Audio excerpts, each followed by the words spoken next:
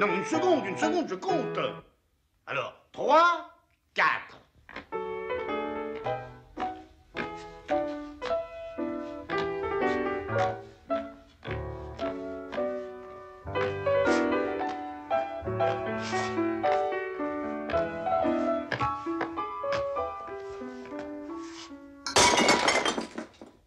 Sortez. Venez ici, vous. Ça allait pour moi, monsieur Septime? Oui, c'était pas mal, mon petit Roger. Fausse tombe. Faites attention, hein. 3, 4.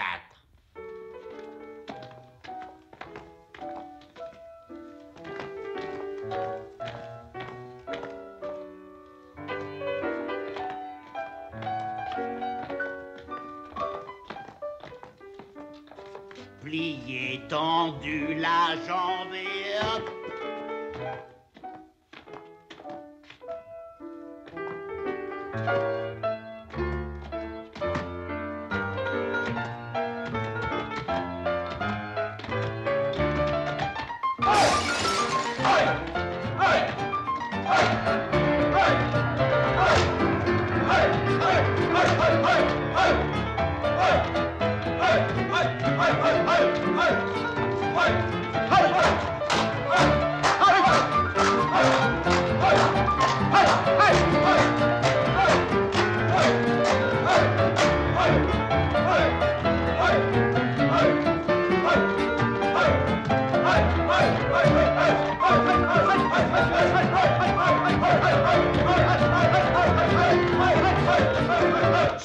Dans la carrière de Louis de Funès, il y avait deux projets qui lui tenaient particulièrement à cœur, à tel point que ça devenait viscéral. Deux projets qu'il voulait voir aboutir, même à l'époque où il n'était pas encore connu, avant les années 60. Le premier de ces deux projets, que l'on ne traitera pas aujourd'hui, il le réalisera 3 ans avant sa mort, dans des conditions assez navrantes selon moi. Je pense que la plupart d'entre vous voyez de quel film il s'agit. Voyons voir si c'est vraiment le cas.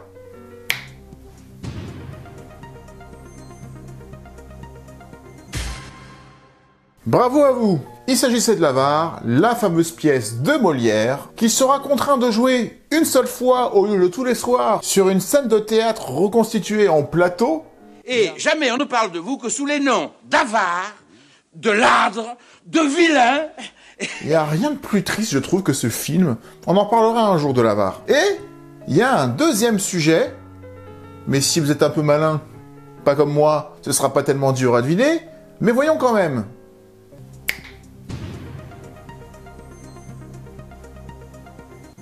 Oui, bon, évidemment, le grand projet numéro 2, voire numéro 1, parce qu'il passait avant, c'était le grand restaurant. Dis donc, c'est toi qui as fait ça? Oui, alors? Il faut pas me répondre autrement, non? Oh! Oh! N'oubliez pas qu'ici, vous êtes dans la cuisine. Et au-delà de cette porte, c'est la salle. Et dans la salle, il faut servir. Et servir, c'est sourire. Si c'est tout, voulez-vous un demi-sec? Non, je préférais un demi-doux. Ça va, mon petit Marcel? Très bien. La cravate. Pardon. Voilà, madame la baronne m'a appelé. Alors que la vie du héros d'un peuple est un jeu, monsieur Septime n'est pas qu'à son bistrot. Mais mademoiselle, il faut tout. Il faut des héros, il faut des bistrots. Marchand des sous. Muscatnuss!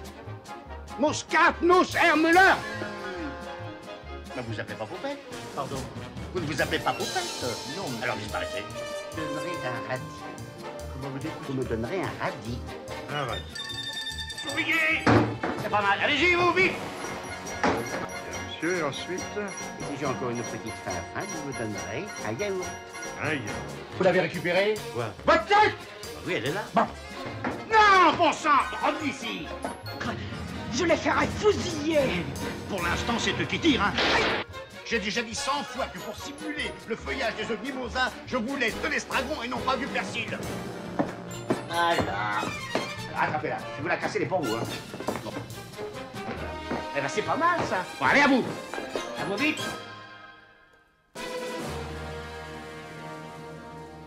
Bonjour à tous, soyez les bienvenus sur Nienko TV, la chaîne YouTube française qui s'occupe majoritairement du cinéma français. Et aujourd'hui, vous l'avez demandé dans le dernier sondage, nous allons parler gastronomie. On va parler de la fameuse recette du soufflé à la pomme de terre. On va parler des œufs mimosa, au persil et aux oignons, et non pas d'estragon, parce que sinon...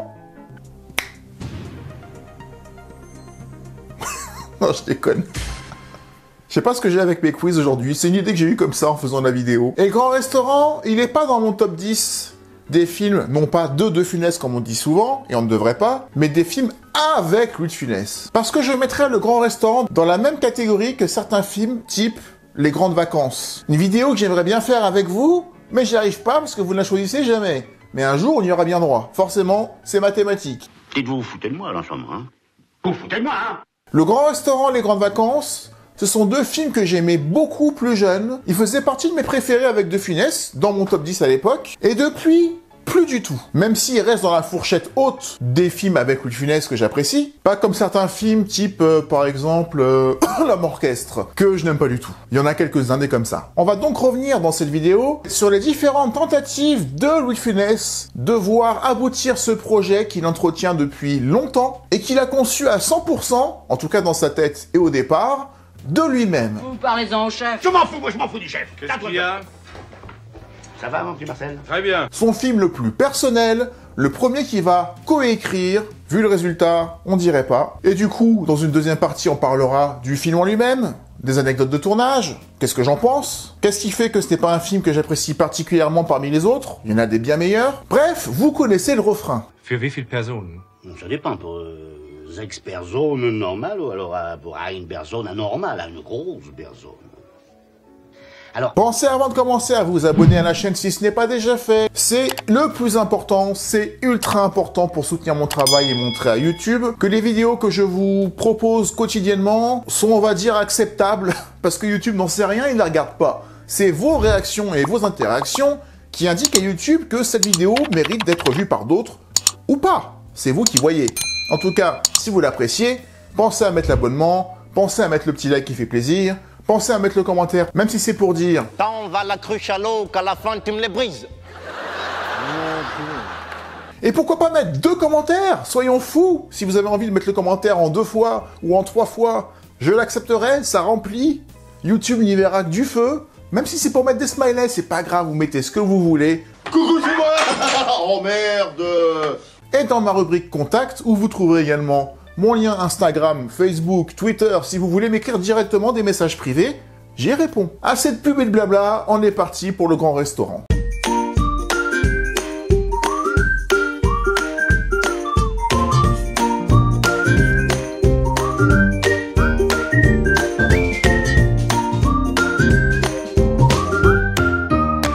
En 1958, Louis de Funès joue dans Taxi, Roulotte et Corrida, l'un des tout premiers films dans lequel il jouera un rôle important, voire le premier rôle, un film réalisé par André Hunebelle, avec des dialogues signés Jean Alain, et avec une bande originale signée Jean Marion. Retenez ces noms, c'est important. Durant le tournage, il annonce à André Hunebelle et Jean Alain qu'il souhaite écrire, interpréter et réaliser son film le plus personnel l'année suivante, et le film s'appellera Le Grand Restaurant. Assez. La ferme. La ferme. Là. Il esquisse même un premier scénario durant le tournage, et la presse en a rapidement eu vent. C'est le journal François qui l'annoncera. Dans Taxi, Roulotte et Corrida, Louis de Funès fit ses derniers moments de tranquillité. Il n'y est que comédien. À la fin de l'année, il sera à la fois metteur en scène, scénariste et interprète du Grand Restaurant. Ce film où il exercera 3 métiers lui a été inspiré par un 4e qu'il exerça naguère. Louis de Funès était, à ses débuts, pianiste dans des cabarets et restaurants divers. Assis 12 heures par jour sur un tabouret, il eut l'occasion d'observer l'envers du décor élégant d'un établissement gastronomique, ou pas. Dans Le Grand Restaurant, De Funès est donné le rôle du patron d'un restaurant de luxe et nous fera pénétrer des cuisines à la plonge, du vestiaire à la table d'honneur. Le projet n'aboutira pas comme espéré, les producteurs refusant de monter un projet sur le seul nom de l'acteur, ce dernier n'étant pas encore une vedette. Mais Louis de Funès ne se décourage pas et pensera à son projet année après année, jusqu'en 1962, année où Louis de Funès va jouer dans Le Gentleman Dempson, aux côtés de Jean Gabin, un rôle proche de celui de Septime qu'il interprétera dans Le Grand Restaurant. Une béchamel, c'est pas un tas de boue. Remportez-moi ça. En tout cas, il va encore une fois, par ce film, peaufiner son personnage de Septime, ce cuisinier sévère avec ses employés, et à plat ventre devant ses clients. Après la folle année 1964, durant laquelle Louis de Funès explosera après les sorties cumulées du Gendarme de Saint-Tropez, de Fantomas, puis du Corio, on a fait ces vidéos ensemble. Consolidé par le succès de ses suites, à savoir Fantomas le Déchaîne ou le Gendarme à New York, Louis de Funès continue de peaufiner son futur personnage durant le tournage du Gendarme à New York, notamment dans la traversée du France, et en parle à nouveau à Une Belle et Jean Alain sur le tournage de Fantomas se déchaîne. Je vous avais dit de retenir ça, vous vous souvenez? C'est bon, maintenant vous pouvez oublier, y a plus besoin. Louis de Funès et Jean Alain, le fils d'André Hunebelle, et scénariste de la plupart des films de son père, vont donc co-écrire le scénario avec l'aide de Jean Marion, compositeur, bien que non crédité en tant que co-scénariste du film. Louis de Funès aura pour charge de travailler la partie restauration du scénario. Jean Alain s'occupera quant à lui de la partie aventure de la deuxième partie du film. Et c'est la partie qui pose problème. Au niveau de la réalisation, Louis de Funès choisira Jacques Bénard, premier assistant réalisateur d'André Hunebelle depuis les deux premiers Fantomas. Je vous l'avais dit,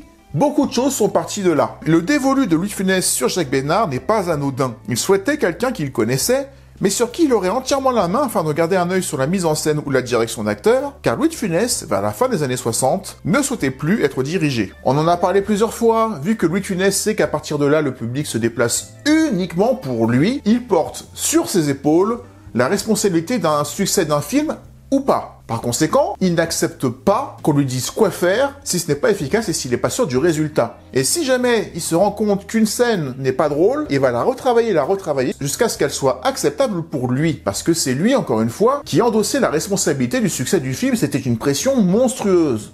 D'où sa réputation d'emmerdeur sur les plateaux. Voulez-vous un demi-sec? Non, je préférais un demi-doux. Non, écoutez, donnez-moi parce que vous ne savez pas. Attendez, je vais m'occuper moi.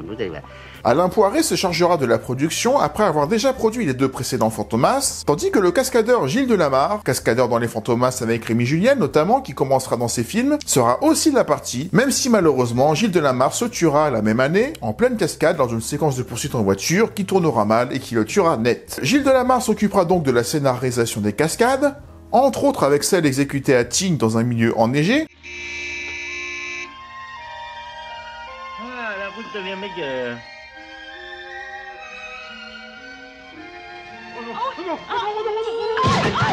Ou encore la cascade de la voiture éjectée dans la scène dans la première partie du film.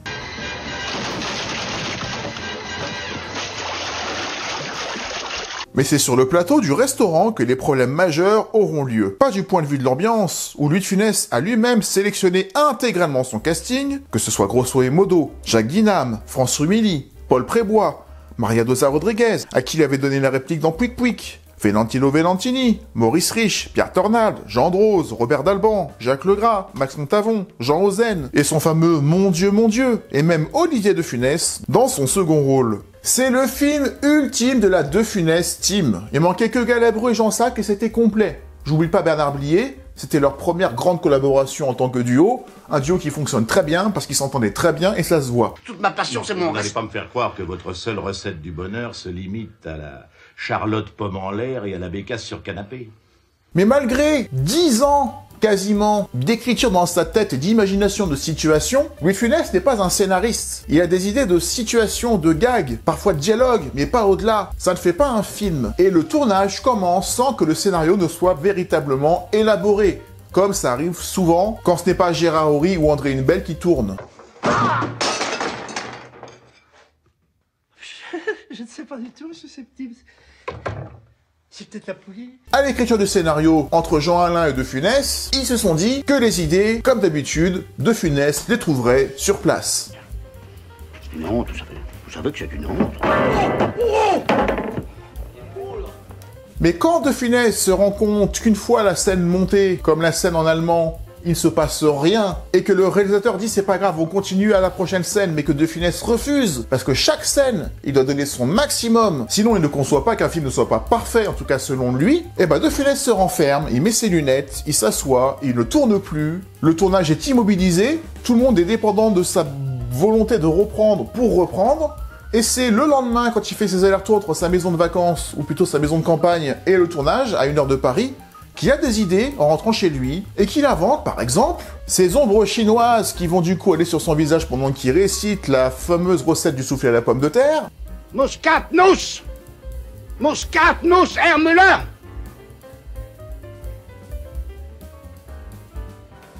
qui n'est pas une scène que j'affectionne particulièrement, parce qu'en tout cas, elle me fait pas rire, mais je trouve qu'en tout cas, elle arrive à faire passer ça.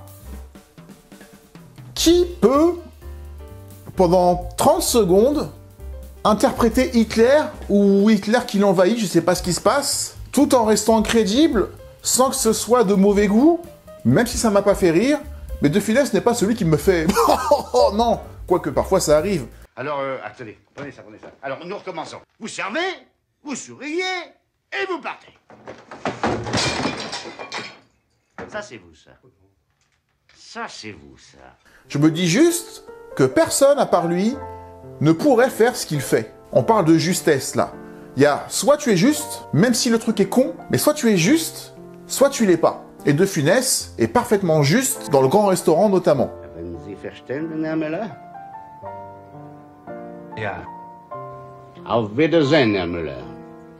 Autre scène improvisée, la scène dans la cuisine, où De Funès est ridiculisé par son chef, qui est bien plus costaud que lui.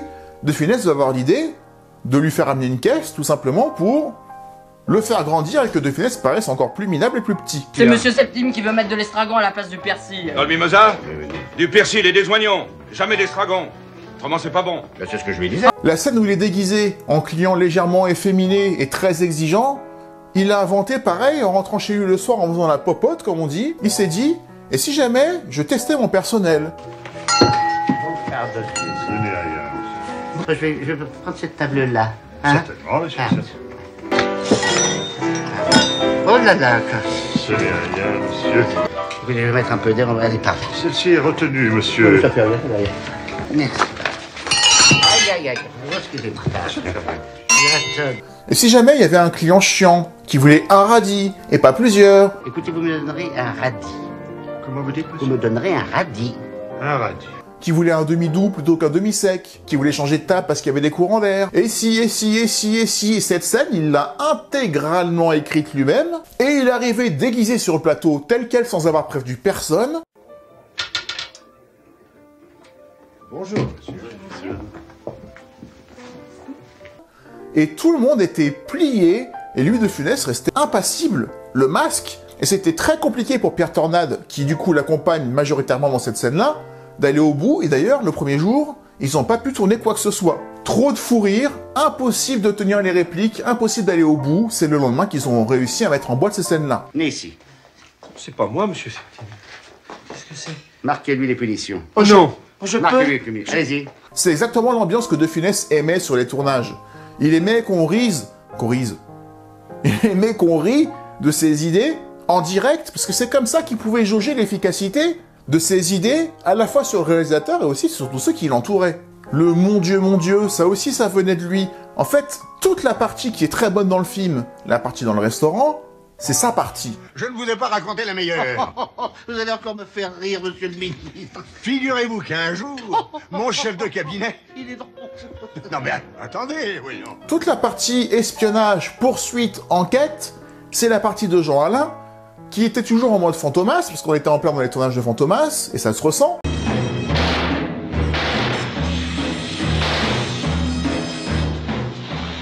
Traître! Je les ferai fusiller! Mais dès qu'on n'est pas dans le restaurant, on est tous d'accord, ou quasiment tous d'accord, pour se dire que le film s'essouffle énormément. Alors certes, les poursuites sont sympas. Qu'est-ce que c'est que ça? Qu'est-ce que c'est que ça?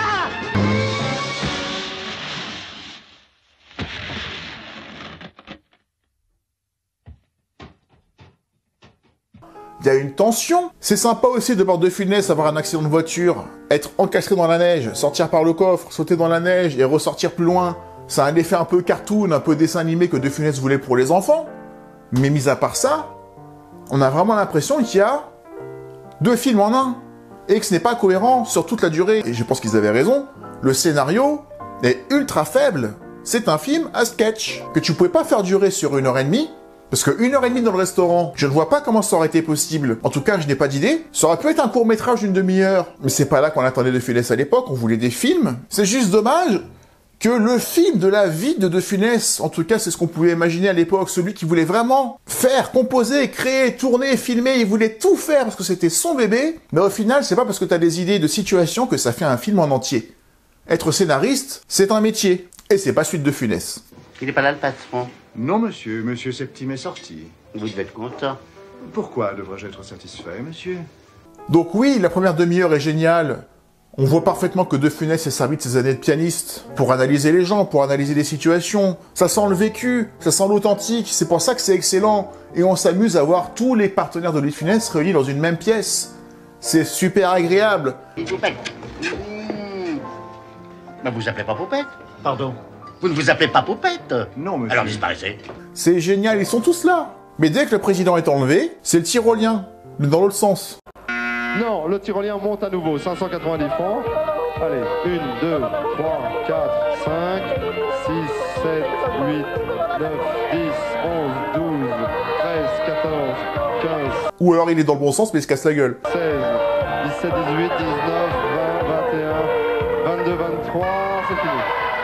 Ça n'est pas ce qu'on attendait. Il y a une erreur de casting quelque part dans la deuxième partie du film. Surtout qu'au final, le président, attention spoiler, n'était pas enlevé, il s'est enlevé tout seul. Donc tout ça pour pas grand chose. On sent vraiment qu'il fallait faire durer le film 1h30. Il y a 40 minutes, 50 minutes dans l'heure et demie qui traînent, qui essaient vraiment de prolonger le film pour que ça fasse un film. Mais ça fait pas un film. Ça fait 2 mini-films qui sont collés et qui sont très mal collés entre eux. Mais qu'est-ce que je me régale dans la première partie. Avec le carnet rouge, avec l'hymne du président Novales qui est massacré par son équipe parce qu'ils ont eu que 2 heures pour apprendre à jouer de la musique avec des instruments.